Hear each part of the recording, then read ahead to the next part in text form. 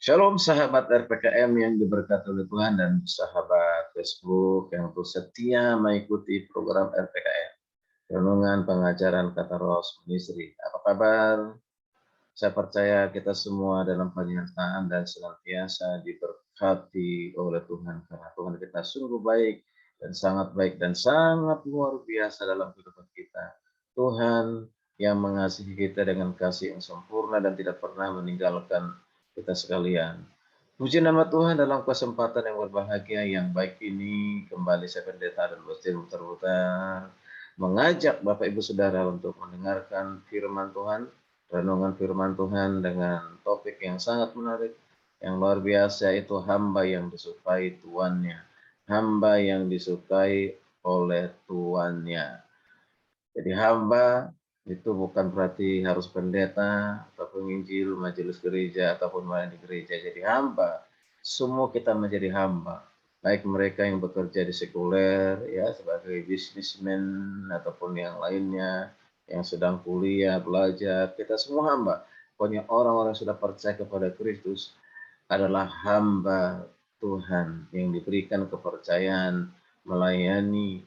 Kita ini diakonosnya Tuhan yang terus boleh melayani sesuai dengan panggilan kita masing-masing, sesuai dengan talenta karunia yang Tuhan berikan kepada kita. Tapi persoalan sekarang, apakah kita ini adalah hamba yang sudah disukai oleh Tuhan?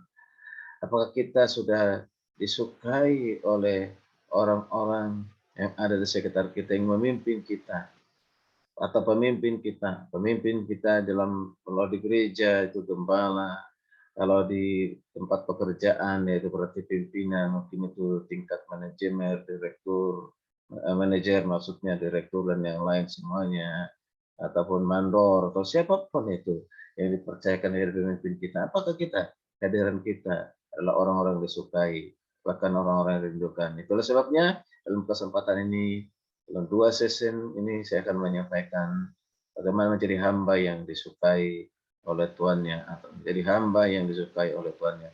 Mari kita baca firman Tuhan dari satu firman yaitu dari Injil Lukas 12 41 sampai 48. Injil Lukas ayat 12 sampai 41 48. Dalam kesempatan ini saya akan membaca khususnya ayat 42. Bapak Ibu silakan membaca ayat ini secara keseluruhan.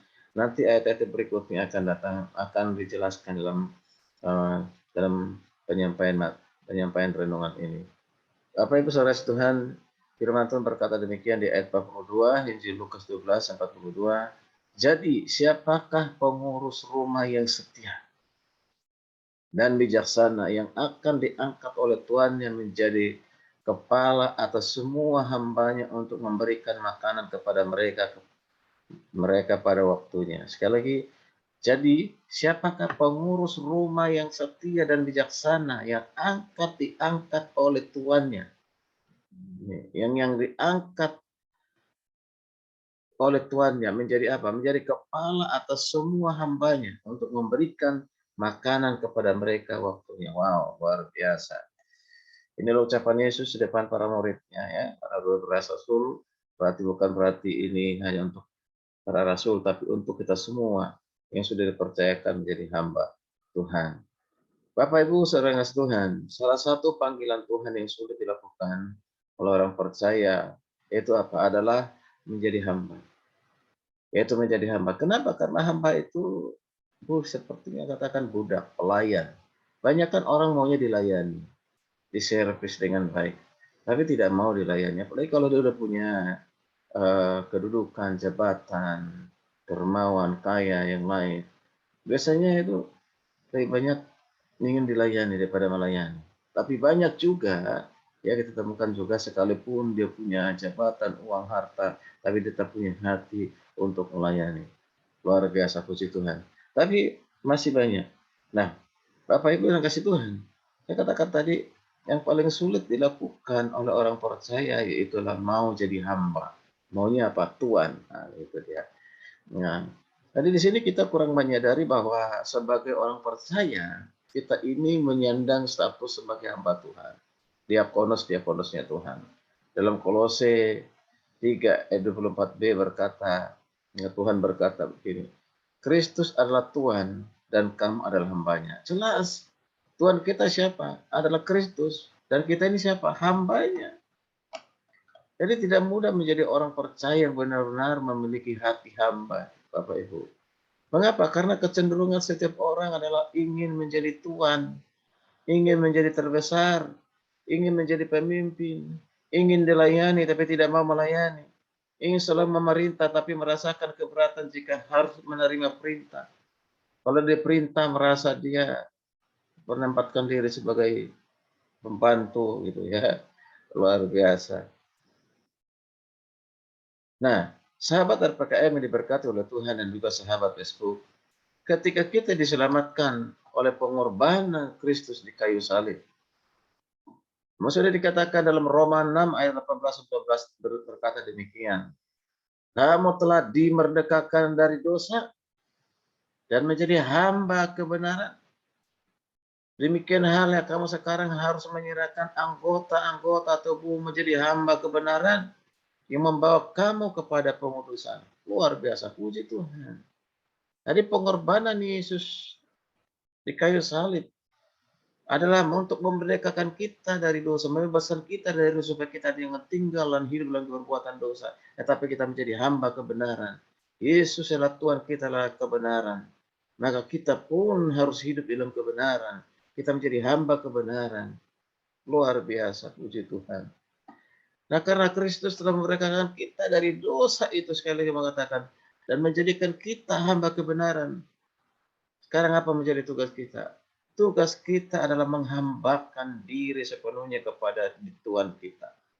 Sekali lagi, tugas kita, tanggung jawab kita adalah menghambakan diri sepenuhnya kepada Dia, kepada Kristus yang adalah Tuhan kita, yang adalah Tuhan kita, yang adalah pemimpin kita, yang adalah gembala kita, yang adalah juru selamat kita.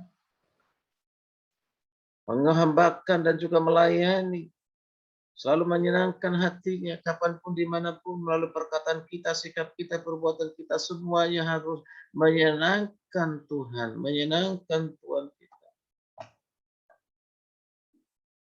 Apa yang mungkin menjadi pembelajaran buat kita yang perlu kita renungkan melalui firman Tuhan dari kitab Lukas 12 ini, Bapak Ibu kasih Tuhan.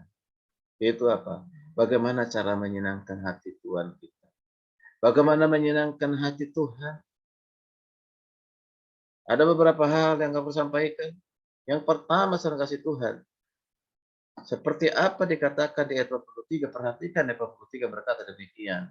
Berbahagialah hamba yang didapati Tuannya melakukan tugasnya itu ketika Tuhan itu datang.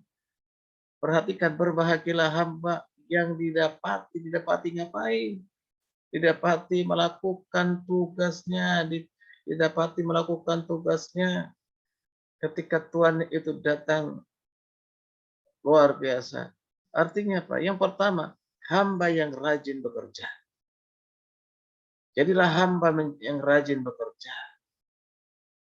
Inilah hamba yang disukai oleh tuannya. Yaitu yang rajin bekerja bukan ketika dilihat tuannya atau ketika si tuan ada di dekatnya.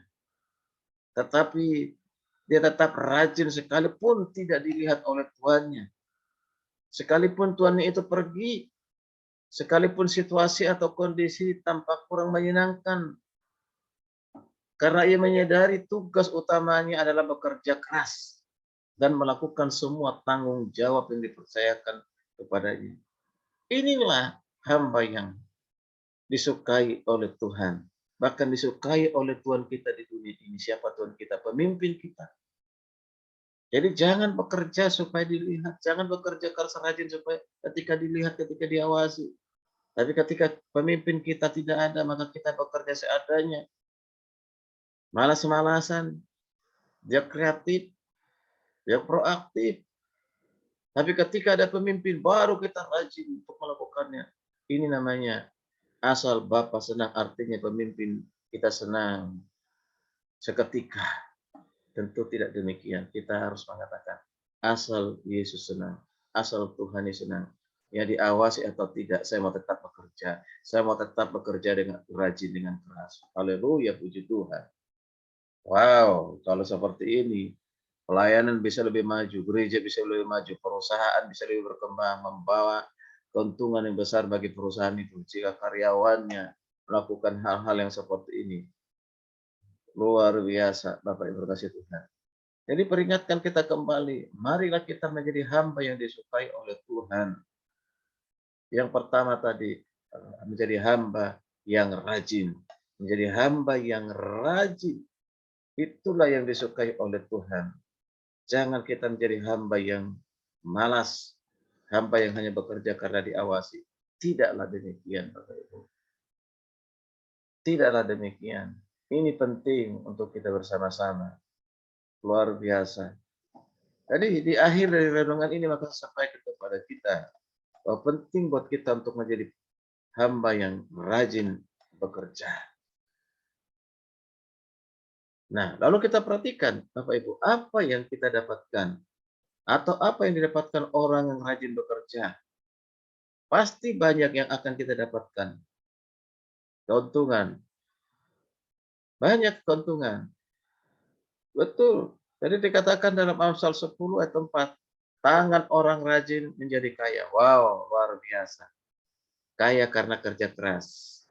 Kaya karena kerja keras, rajin dalam penyertaan Tuhan. Tangan orang rajin memegang kekuasaan, kita akan menjadi pemimpin. Kalau kita menjadi sekarang masih menjadi staf ataupun menjadi bawahan ataupun kita ini menjadi karyawan, suatu saat bisa saja diangkat, dipromosikan oleh Tuhan, diberikan kekuasaan kepada kita, artinya jabatan. Kemudian di Amsal 13:4 berkata, hati orang rajin diberi kelimpahan. Wow, luar biasa. Ini janji Tuhan, ini janji firman Tuhan. Hati orang rajin itu diberi apa? Kelimpahan, artinya kita hidup berkecukupan. Bahkan segala kebutuhan kan disediakan oleh Tuhan. Tanpa kita minta pun Tuhan sudah tahu apa yang kita butuhkan. Puji Tuhan, haleluya, luar biasa. Di Roma 12 ayat 11, ini menjadi ayat penutup. Terima kasih Tuhan di sesi yang pertama ini, atau bagian yang pertama ini. Kita katakan, Rasul Paulus berkata demikian, ini menasihati ya jemaat di Roma. Janganlah hendaknya kerajinanmu kendor, biarlah roh menyala-nyala dan layani Tuhan. Haleluya, puji Tuhan. Janganlah hendaknya kerajinanmu kendor, artinya kita harus terus menerus rajin, tetap rajin. Kapanpun, dimanapun, diawasi atau tidak, kita tetap rajin bekerja, karena kita lakukan itu untuk Tuhan, untuk kemuliaan bagi nama Tuhan. Dan ketika melakukan, biarlah roh menyala-nyala hati, semangat kita untuk terus boleh melayani Tuhan kita sesuai dengan talenta karunia kita miliki. Puji Tuhan. Saya katakan, jadilah hamba yang disukai oleh Tuhan. Jadilah hamba yang disukai oleh pemimpin kita. Terlebih jadilah hamba yang disukai oleh Tuhan kita Yesus Kristus yang adalah kepala gereja. Itu adalah kita ini anggota tubuhnya. Luar biasa, puji Tuhan. Kiranya renungan ini menjadi teguran, dorongan, motivasi buat kita untuk selalu bekerja dengan rajin demi kemuliaan bagi nama Tuhan dan orang lain banyak yang diberkati. Shalom, Tuhan Yesus memberkati. Jangan lupa di-subscribe dan juga di-share. Dan jangan lupa kita juga ingat selalu menjaga kesehatan. Salam di dalam Kristus Yesus Tuhan kita yang hidup. Tuhan berkati. Shalom.